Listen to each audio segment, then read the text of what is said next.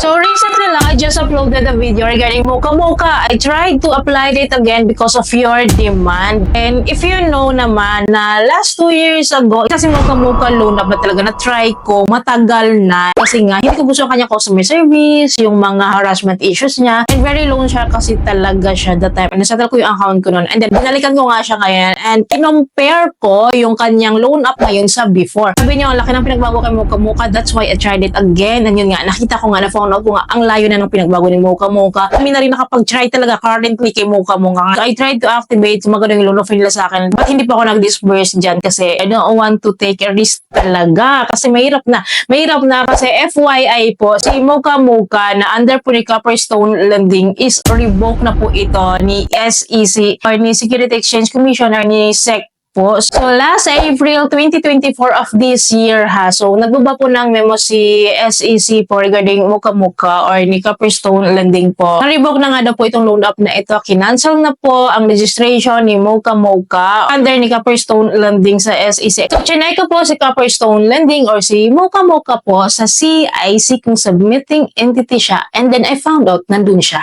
What does it mean? Ang gulo. Naguguluhan po ako sa legalities nito si Mocha Mocha kasi nga, ito yung pinakatanong natin. So, kung revoke na pala itong si Mocha Mocha and then existing pa din siya and gumagawa pa rin siya ng mga activities parang normal lang din. Operate pa rin siya as usual na parang legal siya. Pwede bang hindi bayaran si Mocha Mocha kasi revoke naman na to? So, anong possible na mangyayari kapag hindi natin to binayaran si Mocha Mocha? So, ano nga ba ang estado ni Mocha Mocha talaga as of now? Despite of the revocation of its license by SEC, no? So, bakit nag-ooperate ba nga ba itong si Mocha Mocha? So, although the SEC, no, has the authority to revoke a company's business license, no, but hindi niya pa rin kasi makokontrol as of now, parang nakikipag-cooperate pa siya sa ibang mga platforms. Kailangan pong makipag-operate po ng ibang agencies po na involved dito like App Store, like Google Play Store, kasi possible na maging available pa rin siya dyan, and then sa kanilang social media platform kasi na-access pa rin naman talaga sila through their social media platforms, and then at the same time, kailangan din makipag-cooperate sa cybersecurity agencies to make this fulfill talaga na totally talaga mawala na itong loan up na ito para hindi na siya makapang-biktima ba yung mga ganun po. Unfortunately talaga is available pa talaga si Mocha Mocha like sa Google Play Store ba dyan or sa social media platforms niya. So available pa talaga siya kaya nadadownload at nadadownload ng mga tao na nakakapag-promote itong Mocha Mocha sa kanilang social media platform. Kaya masasabi mo talaga marami pa po talaga silang ma-encourage talaga to download the loan up, to try this loan up. Wala pa kasing bagong update dito regarding kay Mocha Mocha. Hindi natin alam kung ano na yung progress dito, kung nagkaroon ba ng appeal. Kung umapil na ba sila dito. Kasi yun nga, no, nawala siya sa SEC, hindi pa siya naibalik. Pero available siya sa CIC, which is alam naman natin si CIC, legal po ito. Legal po na institution ito. So, bakit nila tinatanggap kung revoke na po ito, diba? But one thing is for sure, no, to be safe. To be safe lang po. Kung ako sa inyo, wag nyo munang itry si Mocha Mocha kasi nga po, maaaring deception na lang ito para makapang-scam. Yun po kasi nababasa ko regarding Mocha Mocha na possible na kinukuha na lang yung phone natin. And then possible na ikalat yun. Ganito yung magiging way niya para ma-scam tayo. I don't recommend pa din to have this loan. Kasi napakahirap po sa mugal sa isang loan up na revoke na. Kasi hindi mo alam ano ang pinaplano ng loan up na ito or ng management behind it. So I've read po no sa ilang comments po ng video ko sa last video ko regarding Mocha Mocha. Nakalagay po dito no, legit na si Mocha Mocha. Buo natatanggap ko 2K, may 7 terms din siya, di hassle applyan at 1 ID lang, 2 contacts lang din yung kailangan nila. And then ito pa, parang okay siya ngayon. Nag-try ako offer agad 15K. 6,500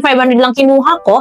2 months to pay, babayaran ko 8K plus for 2 months. Sabi rin po ng isang nag-comment, 5K ang offer niya sa akin. As a first timer, 1,700 lang ang kinuha ko. Walang bawas, buo makukuha. So actually, ang dami nitong nagko-comment regarding this video na masasabi mo, napakadami pong nag-avail na sa Mocha Mocha talaga. Currently talaga, meron silang ongoing loan dito sa Mocha Mocha which they find talaga na legit na raw or legit na nabuo na matatanggap or bumaba yung kanyang interest, bumaba yung kanyang loan terms. But may nag-comment din ha, so you should know this one. So lagay po dito, first loan ko dito is 1,500. Good naman siya kasi 6 term every 15 days. Pag first payment ko, nag-offer agad sila ng 4,000 kahit may loan pa ako.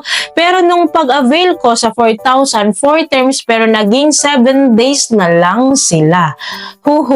Sobrang na-scam. Kasi sa first loan, nakalagay na every 15 days ang bayad. Sa second loan, hindi na nakalagay, so expected na every 15 days pa rin. So yun yung experience niya. I don't know sa iba dito kung ganun din yung experience. So totoo ba to? So sa follow-up comment niya po, nakalagay dito, mukhang sa first loan lang yung every 15 days para maingganyo kung kukuha. Pero sa second loan, di na nakalagay yung scheduled payment kasi every 7 days na. Kaya nga ang laking pagsisisi ko, yung 3K ko, naging 4,696 yung isang buwan lang. So as I computed no, naging 58% yung kanyang interest. Grabe naman yun, moka-moka. Bakit naman ganon? So ikaw ba, tutuloy ka pa rin ba kung may mga naka-experience na po ng ganito? Sa mga may current loan dito sa moka-moka, obligado pa rin bang bayaran itong loan up na to? So the answer of course is yes. Utang is life but bayad utang is lifer po. So, kailangan natin magbayad sa pinagkakautangan natin kasi yung pera na yun, hindi naman sa atin. Nanghiram pa rin tayo. Meron tayong agreement doon sa pinagkakautangan natin. Meron tayong agreement kay Mocha Mocha. Every agreement is a commitment po. So, kung meron issue si Mocha Mocha regarding their doings or regarding their activities, regarding doon sa license nila or kung nawala ba yung license nila, so sila ang makikipag-settle doon sa kinauukulan. So, ang issue po ni Mocha Mocha against SEC po is labas tayo doon. So ngayon sa may mga current loan dito sa Mocha Mocha, so I advise na isettle nyo yung account nyo dito. Please lang isettle nyo yung account nyo dito. Another tanong no, so what if hindi ko na lang talaga babayaran si Mocha Mocha? Wala na rin namang kwenta kung rebook na tong loan up na to. So para saan pa? So I advise po na it is safer talaga to settle the loan here sa Mocha Mocha kasi pagdating ng time, at least kahit pa paano po, alam mo sa sarili mo na clear ka dito and may laban ka kung sakali.